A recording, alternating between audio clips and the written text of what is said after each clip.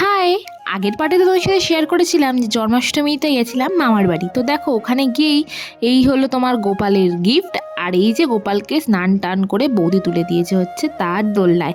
আর দোলনাটাও কিন্তু হাতে বানানো। কেমন হয়েছে তোমরা অবশ্যই কমেন্ট করে জানিও। আর যেহেতু সারাদিনে জন্মাষ্টমীর টাইমিং ছিল, ঠাকুরমশাই এসেছিলেন বিকালবেলা, তো বৌদি তো সব সাজিয়ে গুছিয়ে রেখেছিল, তো ওই জন্য আর কোনো অসুবিধা হয়নি। আর দেখো পুজো তো শেষ, আর এই যে গোপুসোনাকে এখন একটু দোল দিয়ে দেওয়া হচ্ছে আর একটু ননি খাওয়ানো হচ্ছে, যেটা ওর খুব ফেভারিট। মামার বাড়ির পুজো তো শেষ, এবার গেছিলাম বৌদির বন্ধুদের বাড়ি। দেখো এই গোপুসোনাটা আজকেই এসছে, দেখো কত বড় গোপুটা। গোপুসোনাটাকে দেখে আমার এত ভালো লেগেছে যে আমি ভাবছিলাম কবে আমার বাড়িতে আমি একটা গোপুসোনা আনবো। আর খুব তাড়াতাড়ি ঘরে একটা গোপুসোনা আনার আমার ইচ্ছা হয়েছে, তো খুব তাড়াতাড়ি আনবো।